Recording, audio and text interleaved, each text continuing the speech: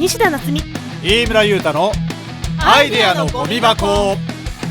こんばんは、西田夏実です。こんばんは、飯村優太です。前回のラジオを聞いたうちのお父さんから連絡が来まして、なんて？方言の細かな指導を受けました。それとかこれとかっていうのは滋賀県ではなくて滋賀県の一部でっていうことを。なんかこだわりとかプライドとかあるんですね、そういうのね。そうだから分かってるよっていうふうには言ったんですけど、私の幼少期のおまぬけエピソードが必要だったらお問い合わせくださいというふうに言っておりました。よし、じゃあこれから先の企画はそれでいきましょう。やだどんだけ私汚れなきゃいけないのよそんな私のくだらん話はいいんです。今回は前半パートたくさん喋りたいことがあるから早速いきましょう。はい。このアイデアのゴミ箱というチャンネルは俳優である飯村さんと脚本演出家である私西田の2人でおしゃべりするラジオ番組的なものとなっております。土曜日にラジオ、火曜日におまけ動画を投稿していく予定です。おまけ動画の方では顔出し企画をやっていることもありますので、抵抗がない方はよかったら見てください。それでは始めていきましょう。西田夏実、飯村優太のアイデアのゴミ箱。ほい、じゃあ今回の一案。文明を知った飯村。最近少しだけパソコンを使えるようになりました。この間までデリートキーの場所も知らなかったのにね。今でもよくわかりません。チャンネル登録、高評価よろしくね。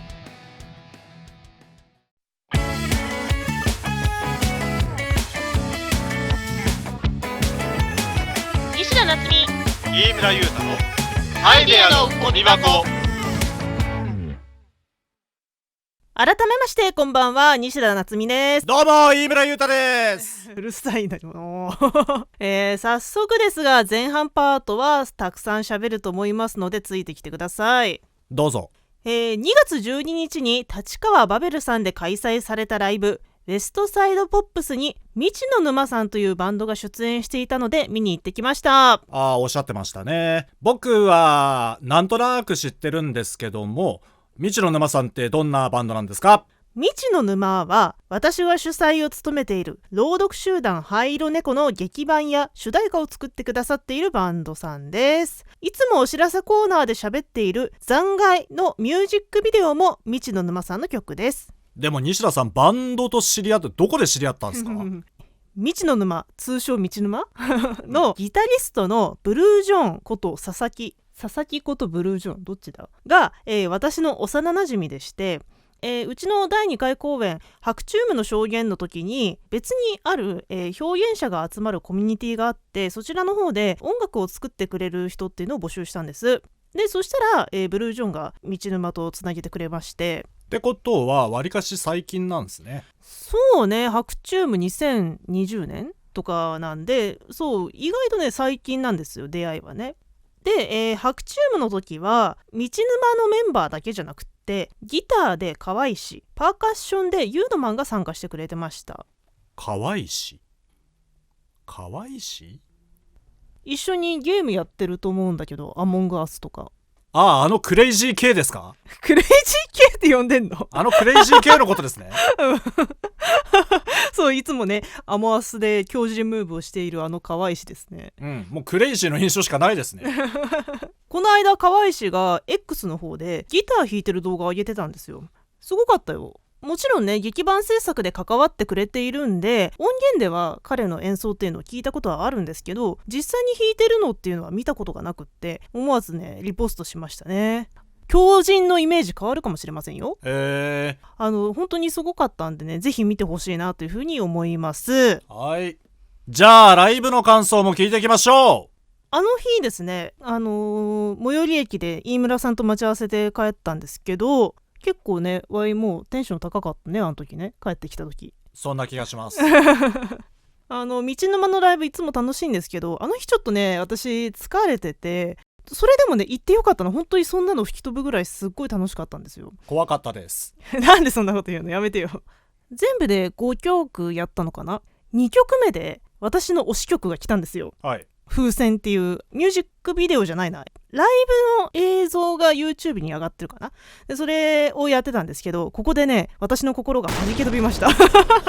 ここ最近でね全くなかった感情の動きでしたね。風船のように弾け飛んだわけですね。そう風船のように弾け飛びました私の心。一体何があったんですかあなたの心に。ドラムのハバちゃんがコーラスやってたんよ。最初ね1曲目やってで2曲目の間にもちろんそのヘッドセットを用意していたんだと思うんだけど気づかなくって曲の入りが照明が暗めな演出だったんで一瞬ハバちゃんの口元に黒い影が見えた気がしたんですあの時の私は、でもドラムの影もあってちょっと気のせいかなって思ったんですよ。でそういう心の準備ができてない状態でボーカルが入ってと同時にハバちゃんのコーラスが入って何ってなってほんとバーンってなった何でバーンってなったんですね。そう何バーンって何バーン西田です。でその次3曲目もすっごく乗りやすくって私すごい好きな曲だったんですけど帰り道に道沼とのグループ LINE であの曲どこに入ってるのっていう風に聞いたらまだ CD 化されてないんですっていう風に返ってきて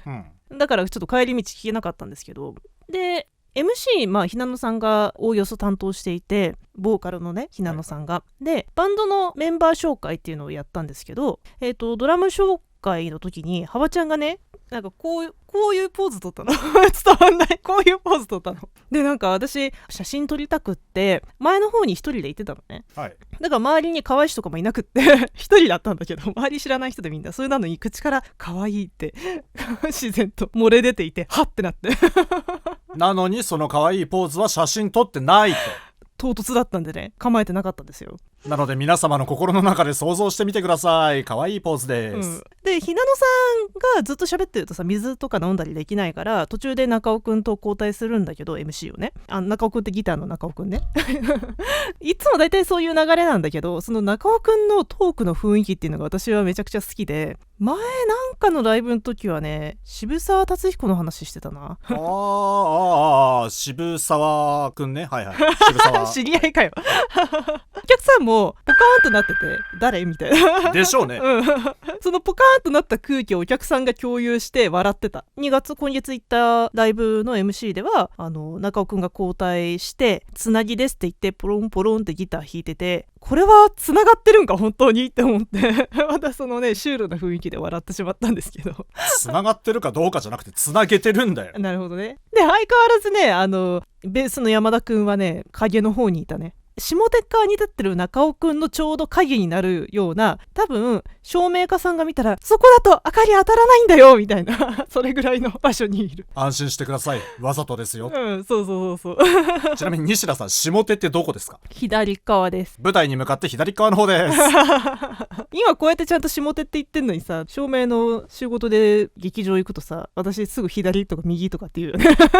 素人かよみたいなでMC の最後にうちの第3回公演障害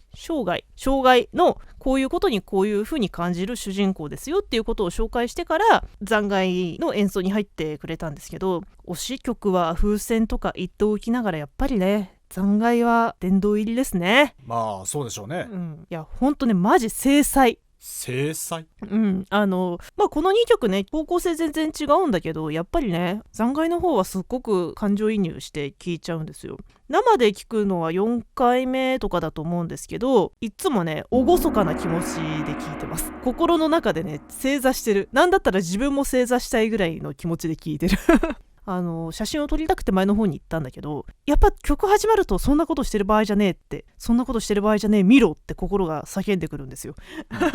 バーンってなった心がね。そういつもね残骸の曲紹介の時にうちの劇版してくれた話とかっていうのを MC でしてくれるんですけどねそのたんびにそのめっちゃいい曲うちで使わせてもらってるんですよって心の中で周りにアピールしてるけど当然ね伝わることもなくなんで心の中でアピールするんですか？いや恥ずかいやそういう害悪なファンにはなりたくないんでそっと心の中にねしまっていつも聞いているんですけどで残骸で心をえぐられまくった後に今までここ何回かのライブは残骸をね一番最後にやってくれていたんですよ。今回は4曲目だったんでラスト何やるんだろうなと思って見てたんです、でそうしたらさっきの風船の曲のカップリング曲で23時15分っていうゆるい曲が始まって、あそうだ中尾くんの前にずっとマイクあったけど使ってないなって、この曲中尾くんがコーラスで入ってるんですよ。でその前にやった残骸との暴力的な温度差にねすごい風邪をひきましたね。23時15分はどういう曲なんですか？中尾くんが結構その昭和歌謡っていうのかな、昔の歌謡曲好きで、なんかそれがすごい反映されてる、スナックで流れてそうな曲、ちょっとだから今の J-POP とかだと絶対にやらなさそうな曲だけどすごく耳に残る。いやなんかね好きなんだよね、中尾くんの曲のテストね。風船も中尾くんが作った曲で、23時15分も中尾くんが作った曲なんで、結構中尾くんの曲好きなんだなって今のね流行りのアーティストさんじゃ絶対聴けないね。それで、ライブが終わって、で道沼が鳥だったんですよ、はい、ライブのね会場出ようかなと思ってたら、後ろの方にいた男の人が2人いて、道の沼案外かっこよかったなっつって、めっちゃかっこよかったよねって2人で話してるのを聞いてすごい嬉しかったし、あと案外かっこよかったなって多分名前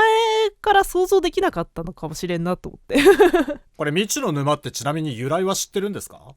いや聞いたことない。道沼の一番最近上げてたラジオ動画みたいなやつで言ってた気がするんだけど、いつの間にかなってたみたいなことを言ってたような気がする。気になった方はぜひそちらもチェックしてくださいで12月のライブの方はね飯村さんと一緒に行ったんですけど、でその時の感想っていうのは私のブログの方で書いてまして、この短さのスパンで同じバンドのライブだから今回さ YouTube で感想を喋るってなった時に結構中身かぶっちゃうかもしれないかなとかっていう変な心配してたんですけど、いや全然そんなことなかったわオタクの早口になってしまうわ。落ち着いて。でもこれ結構頑張ってゆっくり喋ってる割と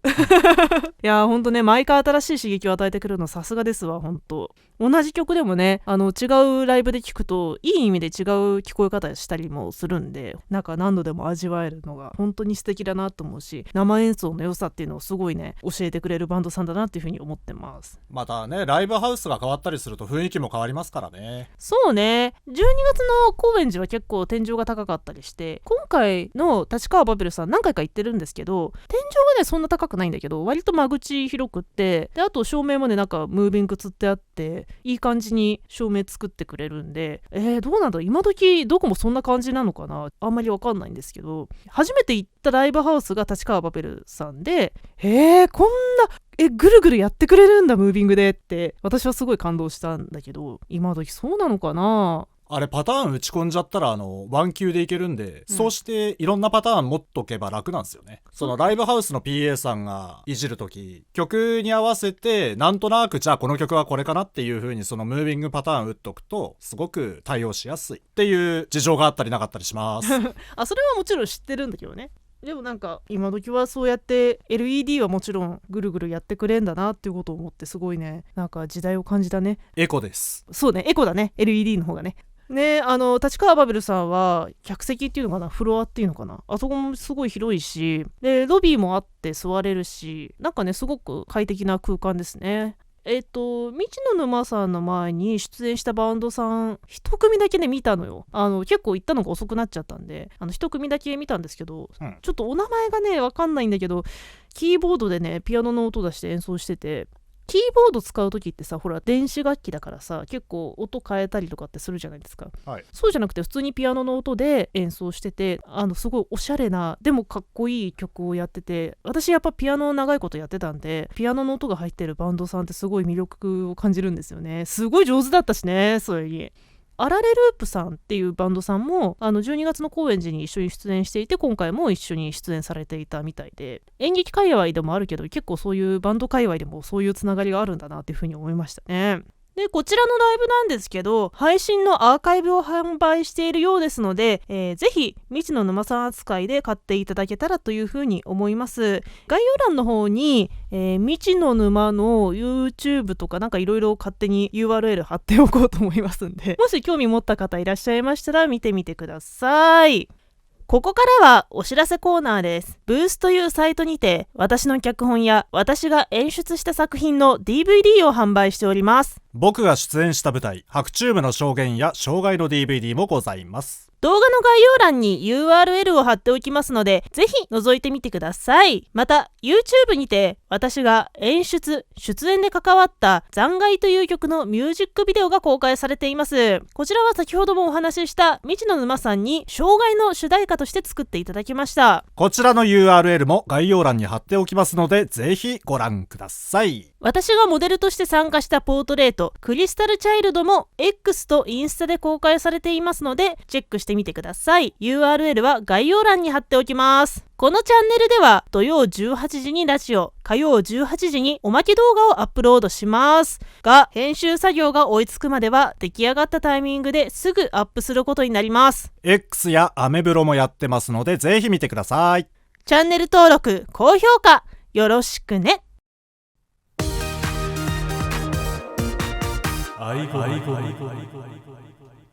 ミーティングルーム。このコーナーは表現に関わる我々2人が様々な企画を行い、今後の活動に生かすアイデアを得るという名目で行われるバラエティパートです。今回はおそらく前半パートで私がめっちゃ時間を使っているという気がするので、軽めな企画をやっていこうかと思います。我々付き合い始めてちょうど8年が経ちます。たくさん喧嘩をしてきました。殴り合いもしました。今ではいい思い出ですね、大丈夫？これ聞いただけだと君が暴力振るってるみたいな拳でしか伝えられない思いがある冗談じゃなくて割と本当に殴り合いしてるんですけど、これだけ長く一緒にいまして、で今年から YouTube をね2人で始めたわけです。関係値が少し変わりました。そこで今回はこちらの企画をお届けいたします。ベストカップルになりたい2024。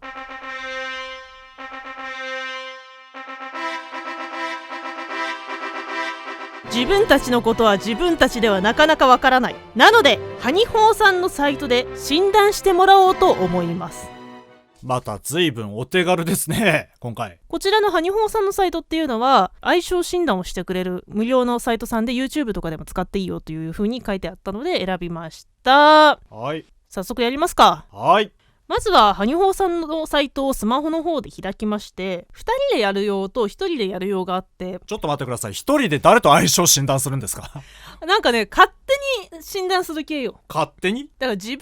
でいろいろ入力して、相手はこういう性格ですとかっていうのも全部自分で選んでやっていくんだけど、これは多分それぞれが選んでいく感じになります。じゃあ私からいきましょうか。はい、お願いします。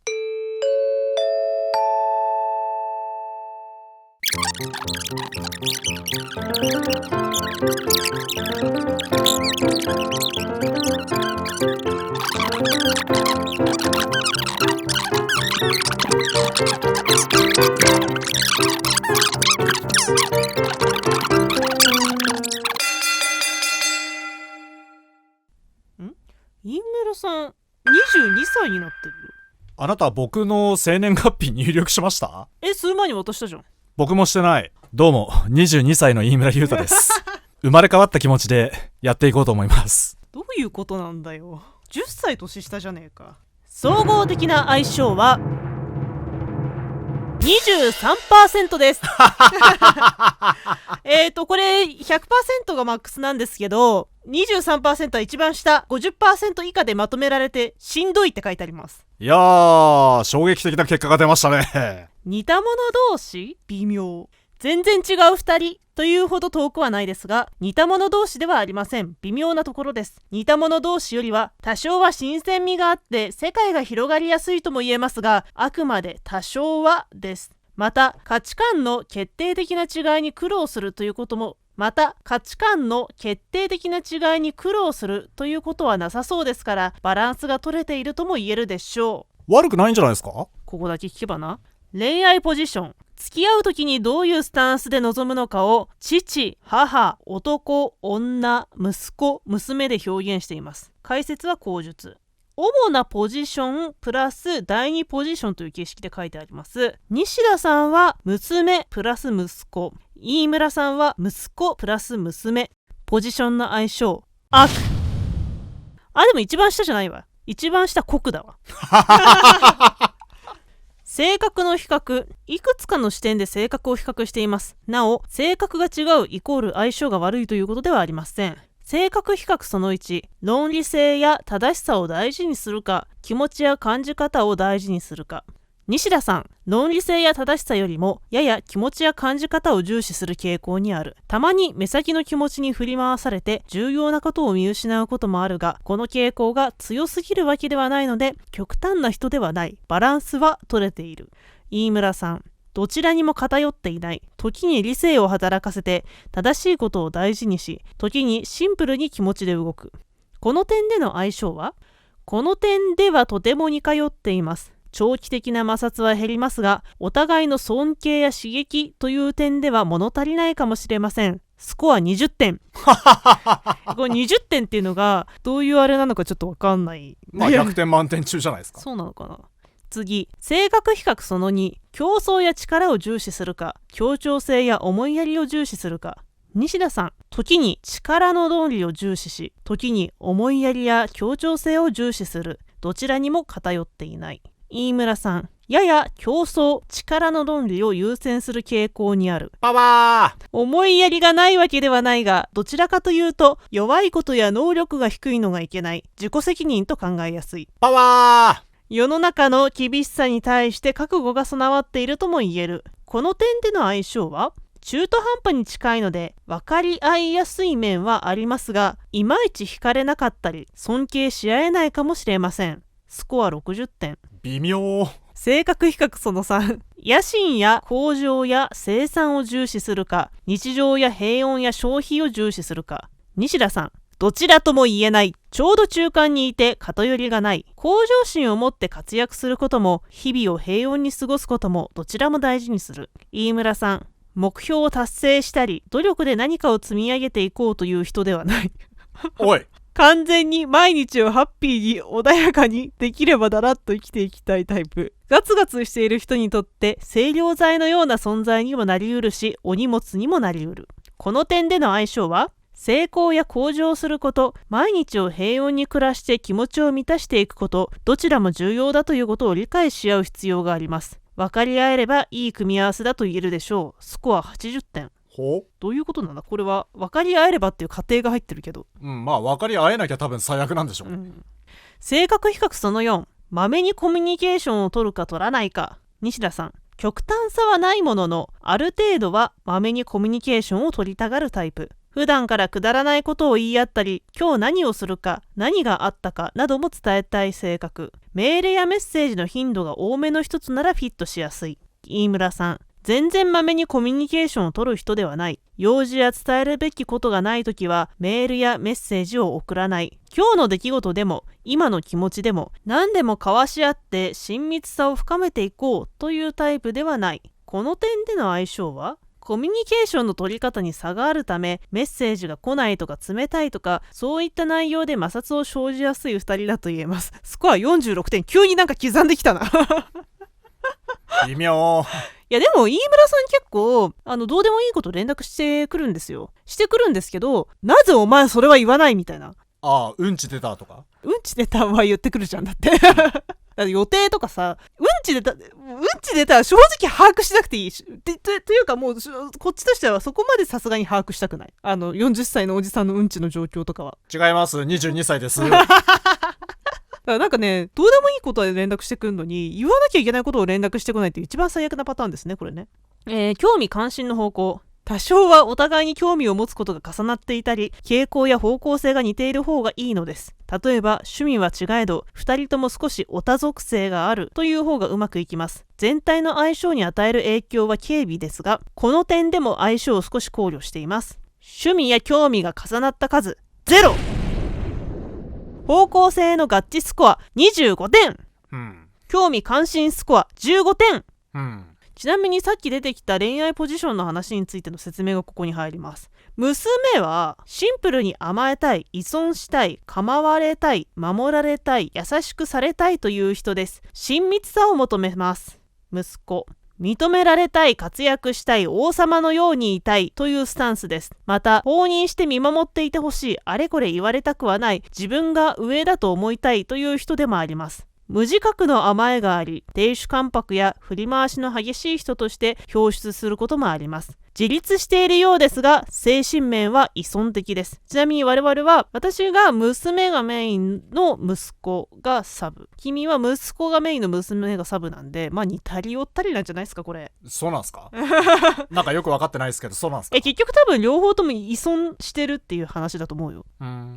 娘の方は依存したいっつって、息子の方は、精神面は依存的ですって言ってるから、こんな感じでしたけど、どうです飯村さん。なんかあなたどっちつかずのあれすごく多くなかったっすかね、なんか割と自分的には物事極端に考えるタイプだと思ってるし、なんかそんな嘘つかずその通りに割と答えたつもりだったんだけど、中途半端な感じに捉えられてしまったね。そういう人間だってことですよ。そっか。いやー、しかしね、結果としてはベストカップルなど程遠い感じでしたけど、あれ何点でしたっけ？何%か。 23% ですね。まあ、これでよく8年やってこれたなと。だからこれを聞いてる、もう無理かな、別れようかなって思ってるそこのあなた、まだ間に合いますよ。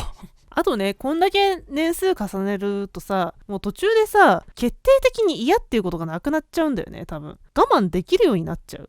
いいのか悪いのかは別にして、なんかほら付き合って3年目ぐらいまでとかだとさ、もうこういうとこ無理別れよう、さっさと次見つけようってなるんだけど、5年超えたあたりから、いやもういっか別にってなるこの5年無駄になるしみたいなね、僕はちゃんとうんち出たっていう近況報告とかまめに入れてるのにね。いや私はさすがにちょっとうんちの共有まではしたくねえわ。画像送ろうか。いや、やださすがにいいわ。ちょっとそこまで受け入れられる気がしない。あと 3,40 年待ってほしい介護するまで。じゃあ興味のある方はコメントにてやめろ本当に来るぞ変なの一方的にさチンチンの画像とか送ってくるやついるんだぞ世の中には。怖いこんな感じでね、普段ねくだらない話ばっかりしてますけど、チンチンとかね、うんこチンチンみたいなチンチンをくだらないって言うなチンチンはくだらなくない世の中の皆さん、我々みたいな仮想の人間、仮想のカップルがいるっていうことを見て安心してもらって、幸せな恋愛生活を送っていただければなっていうふうに思います。大丈夫かな、放送できるかなこれ。わかんない。めっちゃチンチンって言った。いやチンチンはね言ってるから普段から。前回のおまけとかひどかったからね。はい、というわけで、なかなかひどい結果でしたが、めげずに続けていきます。以上、ミーティングルームのコーナーでした。あいごみ。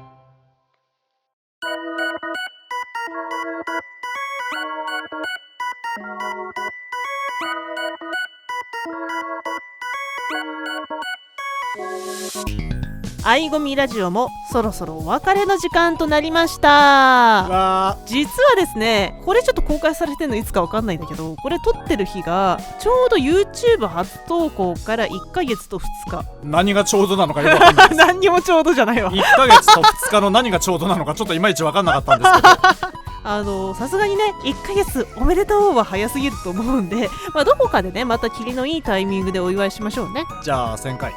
計算はしたくないんだけど、1000回ってなかなか先よ。私が15年以上聞いてるラジオ番組でもまだ1000回超えてないからね15年以上かかるってこと？ 20年ぐらいかかるんじゃない？じゃあとりあえず10回でいいんじゃない？10回もうすぐじゃん50回とかじゃないのじゃあ50回。多分1年ぐらいで50回いくんじゃないかな、おおよそね。年末ちょっと前ぐらいが50回だったような気がする。あとはねチャンネル登録者数とかでもなんかその辺で何かやります。はい。さてこのチャンネルでは皆さんからの大切なメッセージ、アイデアをお待ちしております。メッセージやアイデアはコメント欄に書いてくださると嬉しいです。こんな企画をやってほしいなども大歓迎です。次回の更新はおまけ動画が2月13日火曜日、ラジオ第6回が2月24日の土曜日となっておりますが、遅れています。さてここまで聞いてくださってありがとうございました。 Thank you very much。 西田夏実と飯村優太でした。あいごみラジオ、次回に続く。ご視聴ありがとうございました。チャンネル登録、高評価よろしくお願いいたします。